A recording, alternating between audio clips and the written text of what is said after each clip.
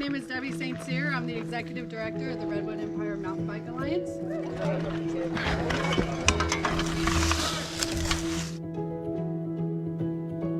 So we had our old trail went this way. Yeah. And it was just a really steep, kind of abrupt trail. The water would have gone really fast down it. Most of a steep climb. That corner was just gonna get rutted out with the range cone. It's basically raw terrain like that, so making it a nice bench cut trail.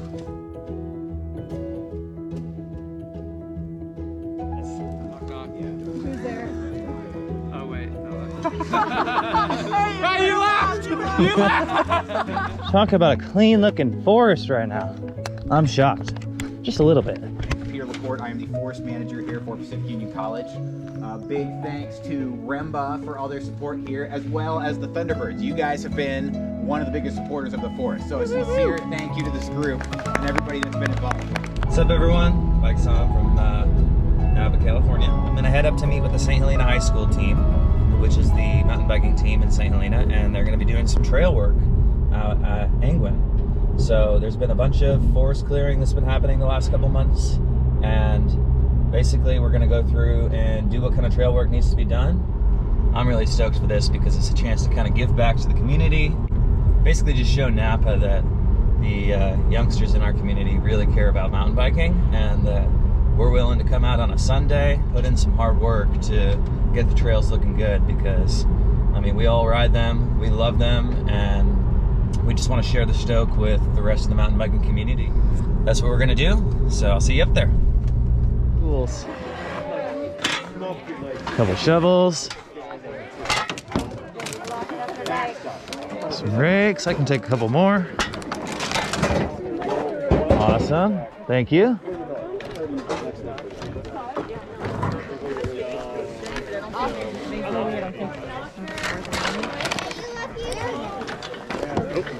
Thank you.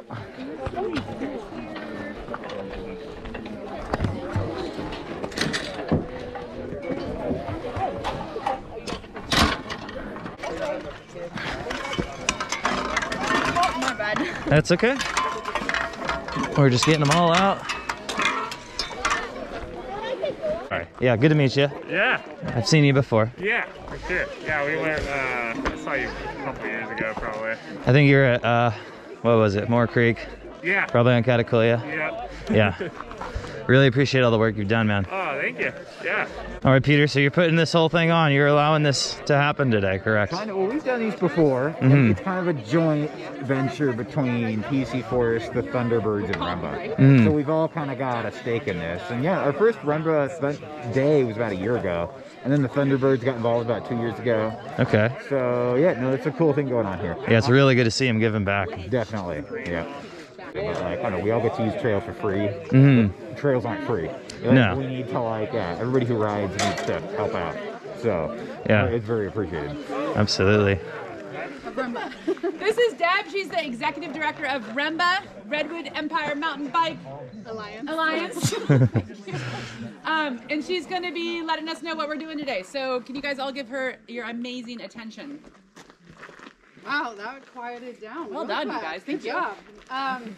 As she said, my name is Debbie St. Cyr. I'm the Executive Director of the Redwood Empire Mountain Bike Alliance. We are a trail building and trail advocacy organization. We advocate for more trails and better trails, and we advocate access for all on trails, especially mountain bikers. So first I want to say thank you for coming out and spending your Sunday. I know you guys are out practicing on Saturdays, so giving back to your community is really important, so thank you for doing that. Your work on trail systems, volunteer work, is critical to maintaining trail systems. I also want to say thank you to the coaches of the team, especially the Thunderbirds. Whenever I see posts from the Thunderbirds or I think about races or anything, I get a big smile on my face because I know you guys are having fun all the time, and I love that. So good job on that. Parents, thank you for bringing your kids out, and thank you for coming out. That's also important. You guys are awesome. I just don't even know how many times I can say that. Today is kind of cool because this is part of the Teen Trail Corps Challenge with the NorCal League. So when you guys are out working on trails, I know you guys are recording your hours. Those are going into a challenge that is going to last another week. When I last checked yesterday, you guys were in second place, so I'm hoping with this big turnout, that'll bump you guys into first place, which will be awesome. We're not competitive at all. I know, I can I mean, tell. especially me. I'm not. Know, you're definitely not. Top down, people. So also to show appreciation for today, everybody at the end of the day, don't forget to come see me when you get your sandwich. Everybody is going to get a REMBA water bottle. And then everybody gets one of these awesome tube bandanas, which are great for riding, great for trail work, super easy, one-handed, you can use them. The other really exciting part is you're going to see a few people walking around with these tickets. So a lot of the information that's going to be thrown at you today are going to be basically information for questions. So if you are asked a question and you get it right, you get a raffle ticket. And at the end, when we're eating sandwiches, we have some pretty cool prizes donated from the NorCal League and from REMBA and from BMC Racing. So we have some, and from Camelbacks, we have some kind of cool things. So pay attention to what's being said. Thank you. I'm going to pass it off to Peter, and he will then pass it off to Alex, who will go over some tool safety. So thank you. Go for it. Thank you, Deb. All you.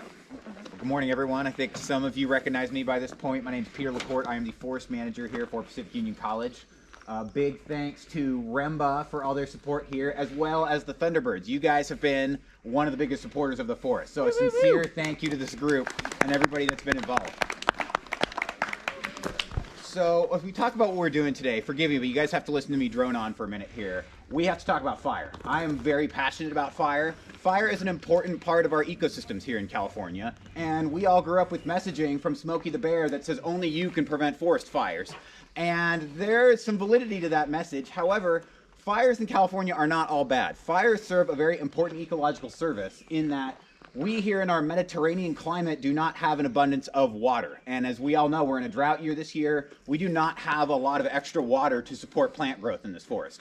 So what fire used to do throughout the centuries was fire would come through and caused by, lightning events like the LNU lightning complex that we had last summer. You'd get one of those events every 5, 10, 20 years. It would start small lightning-caused fires that would go through our ecosystems, and it cleans out some of the underbrush and smaller vegetation, eliminating competition for that important water resource that we were just talking about. If you think about what a forest looks like in the south, in the jungle, and you think about that lush growth there, that's supported by all the water that they have there. We do not have that privilege here in California. So again, fire used to serve the important ecological service of keeping in check the amount of plants that we had in our forests so that the plants that were remaining had enough nutrients and water and could live in a healthy ecosystem. So what you're seeing behind us right here is the result of our forest not having fire for the past 90 years. We understandably put out fires when they're near our homes because we don't want our homes to burn down, and yet putting out those fires has caused an unsustainable amount of vegetation in our forests, which leads to a lot of problems. Frankly, I don't see one right here, but, well, there it is. If we look at that ponderosa pine that's growing right up there, that big tall tree, and we can see its needles are all falling off and dying. That tree is dying from a bark beetle infestation, caused partly by drought and partly by the fact that it doesn't have enough water because there's too much competition around its base from all these little trees that are sucking up its water. So you guys can see where this is going. As you all know, I do a lot of fire mitigation work in the forest, and that has to do with restoring a natural level of competition for that water resource here amongst the plants that we do have. So if we want to continue to have this forest to ride in, I need to be doing these projects. And so I know we are all a little annoyed at dealing with some of the inconvenience of, the trails getting messed up. The work does look a little bit messy for a while. Honestly, forestry work is actually kind of like a haircut, where it looks a little ugly when you're first getting it. It takes a little bit of while to adjust to it, but then you get a really nice end product in the end. What I'm working towards is, first, basically, we need to be thinning out the understory of our forest, kind of, again, getting that natural level of competition on the understory level, or the little plants. Then we need to be doing some light timber harvesting to be able to get a more natural level of larger trees around. Because when fires roll through our ecosystems, they not only help clear out some of the smaller stuff, but actually 10% of larger trees are killed by any given healthy wildfire as well. So with time, we actually get too many big trees, which is why timber harvesting is an important part of the process. So once those two are done, then we can safely do a prescribed fire in the forest. And I actually had my first prescribed fire planned a few weeks ago, and of course it fell apart and I wasn't able to do it. But you know, I'll get there with time. It was a good learning experience. So after we do those 3 activities, then we get, you know, a nice open forest floor that's got large trees that are well spaced out, that have enough nutrients and water. We can get little native bunch grasses growing up underneath. Then when a fire does come through our ecosystems, it doesn't have this wall of vegetation, so it turns into just a nice little healthy ground fire that rolls through. And frankly, doing these types of operations we're doing in the forest are how we kind of hit the reset button on our ecosystems and try to make it so that when a fire does come through the forest, we still have a forest left after we're, you know, after we've had that. So anyway, enough droning on for me. Again, I could talk about fire for ages.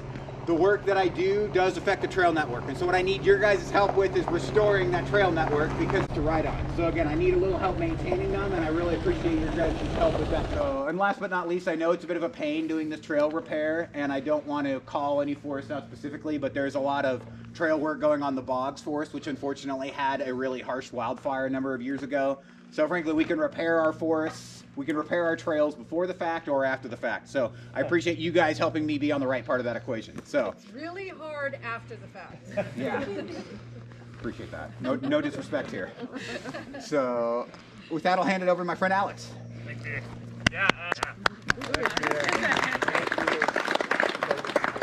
Alright, so I'm just going to do a brief safety talk about tools and the proper use of tools today. We're mainly going to be doing just raking and clearing. There's going to be an advanced group that's going to be doing a little more dirt work, and that's kind of where tools can get misused. There's 2 types of handles. There's a grubbing handle right here, these rogue hose. You can see much thicker and curved for striking and chopping. So like roots or hard packed dirt, rocky soil, you can swing this pretty hard into a surface that's not going to break. All the other handles here are much thinner and not designed for striking. So those are just for raking. You can do a light chop for a small root or something like that. But I don't want to see any like overhead swings with like a rake or a McLeod, which are these yellow guys there. For safety concerns, we don't want to be doing overhead strikes really ever. On the trail crew, you rarely ever see someone lifted up higher than that. And you have to be very conscious of your feet and other people. There's a blood bubble, which it sounds really gross, but basically it's anyone in this general area. You're swinging a tool and you hit your friend, and then we have to get stitches or worse. So be mindful of others when you're swinging a tool. You can even be like, swing in, and call it out before you strike at a root or something. Very nice. It's about the same as the COVID bubble. Yeah, it's a COVID bubble, blood bubble. It's all the same. Yeah. And just on that note, can I throw that out there? So a couple people have asked about masks. Thank you, those of you that are wearing masks that are close together. It's really simple. If you're close together, if you're working right side by side, then you need to have your mask on. If you are, 10 feet away, hi sweetie, then you can take it off. So it's same as practices, same as everything else. So thank you for leaving it on if you're near people, and if you're not, then you can remove it. If you're not sure if you're 6 feet apart, 6 feet is a McLeod and a half distance. Well, there you go. Exactly. So first question for everyone to get a ticket. I know all of you guys know this answer. So I'll just yell the question and you guys yell out the answer on the count of 3. Who is the #1 team in the NorCal League for Team Trail Core Challenge and Enthusiasm and always puts a smile on Deb's face? The Thunderbirds! Everybody gets a ticket! All right, we're off. That last work day, it's just kind of making it so that the water will come off, and making it wide so that you don't make a rut, but make it at least a McLeod wide. And then trying to take out, if you see a lot of big ledges, it's okay if it's on the uphill side, but if there's a big ridge on the downhill side, we want to take that out as much as we can so the water doesn't run up against it and then run down the trail. Yeah. Water can't run uphill, right? That too, yeah. All right. All marked spots.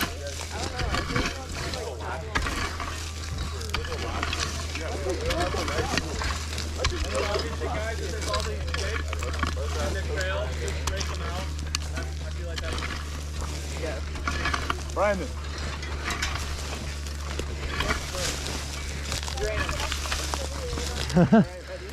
Get to it. There's one way. This one way.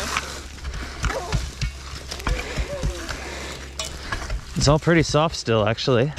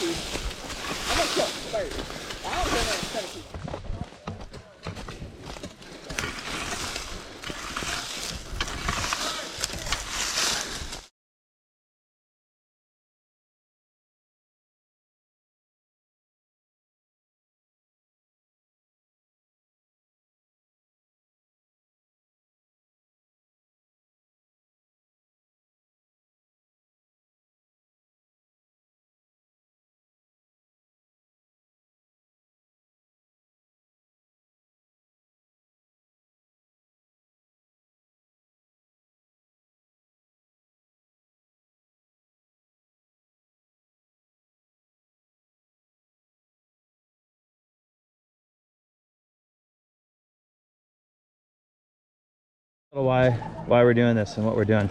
All right, so we had our old trail went this way. Yeah. And it was just a really steep, kind of abrupt trail. Yeah. And the water would have gone really fast down it. Right. And by doing this on a slight off slope, all the water will run off a little easier and make the trail just run a little nicer and make it less of a steep climb. Right, so it works both ways a little better too. Exactly, yeah. Okay. The corner was just gonna get rutted out as the rains come. And Right. it would have been bad, so. It's just mitigating some erosion and making it easier for both ways of traffic. Exactly. Awesome.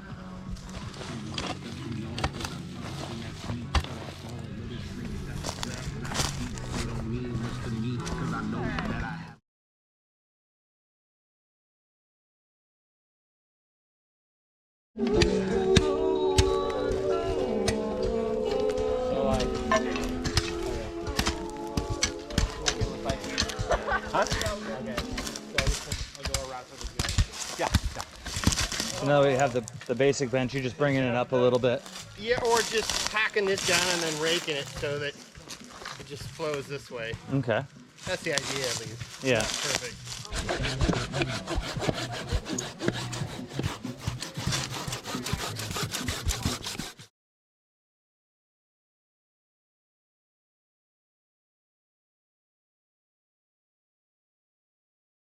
All right, jump on that end. Real quick. Brandon.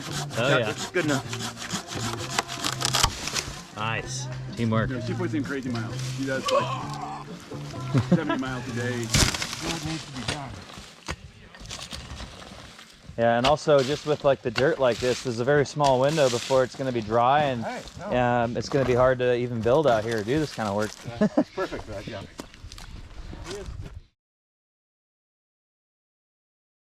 I'll do a quick live run through here, just how fresh this dirt is. As you saw in the video previously, this was basically raw terrain like that, so making it a nice bench cut trail. And just already, for about an hour or two, moving all the way up the hillside. Making some fun features. It's looking like a trail system again. Yeah, for sure. Gonna keep on moving up. Is that I've had 2 tickets for anyone who can tell me a joke that will make me laugh or roll my eyes. Dig deep. You got it. Who's there? Oh wait, no. Hey, you laughed! You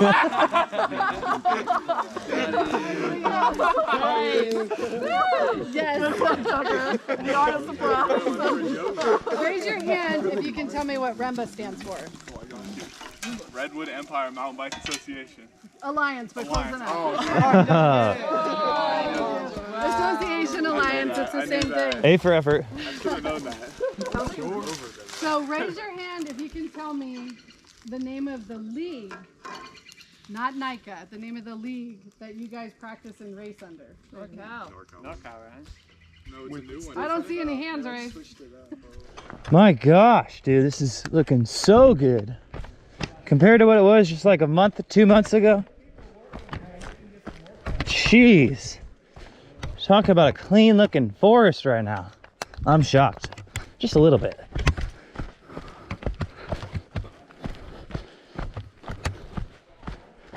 Seriously. Good work.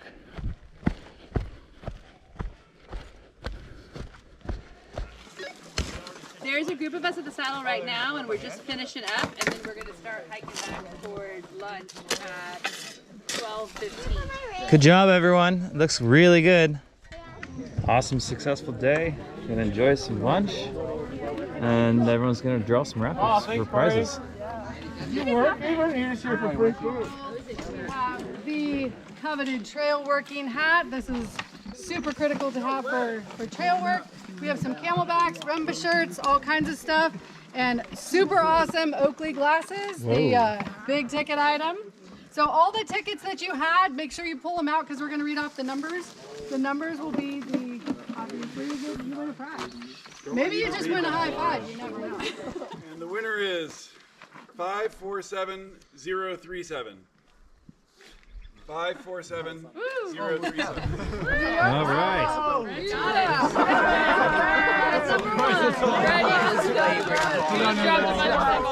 Let's go, George. Now I'm ready. 547190. What? George? Come on, George, you probably have it. I have it. Yeah, there you go.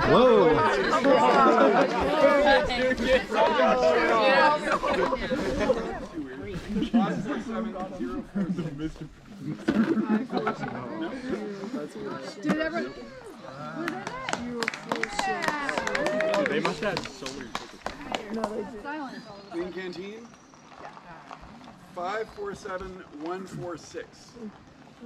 547146. Wait, 146? 146. Let's go! You're like, I won one number off. Oh, wait. License plate. 57276. 547. Is it going to be Charlie? Wait, hold on. What was it? Oh, what? Someone must have worked hard and got lots of raffle tickets. 547047. They started to move. I have that too. 547272. Got it. Coach Ford. Yo, I got so many, bro. REMBA. Outdoor cup. Put your Kool-Aid in it. Probably wouldn't put milk in it. Don't you still have one in your shop? 547011. 547011.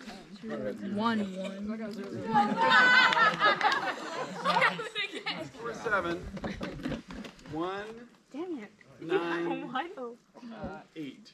One what? I have 197. 547 198. Oh my God. Oscar! 547083. Oh, I have that. Wait, I don't know. Lizzie. Yeah. Lizzo. 547066. Yeah! Oh God. Are you serious? Somebody look at his ticket. He didn't want it. Oh my God. You should go to Vegas. 178. Oh, I got it. Yeah. Oh my God. 547 284. 284. Wait. Dude, I got 289. Oh. You got it?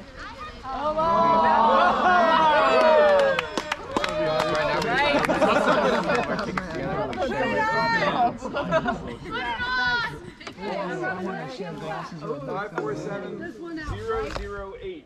Oh my god. 006. Oh, yeah.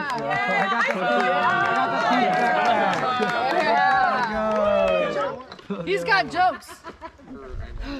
Okay, now this one. Check out the print. Yes.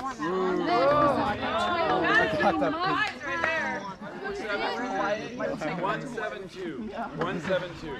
172. Let's go. Fred!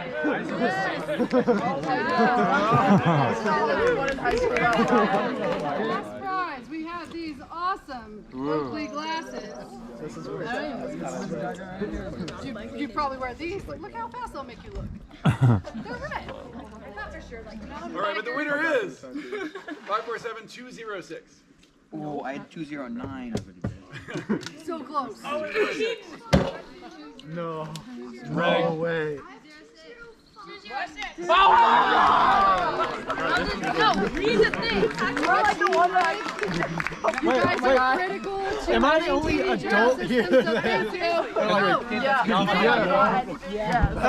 and everybody get a water bottle, and your buff is inside. You guys got some amazing work done and is highly, highly appreciated. So thank you all for being my best partners. I love and appreciate every one of you. So thank you. Okay, really quickly, it's Brandon and Josephine's birthday tomorrow, so me.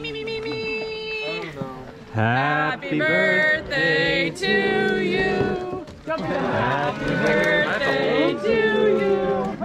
Happy birthday, dear Brandon Josephine. Happy birthday to you. Will you take one and Woohoo! Happy birthday.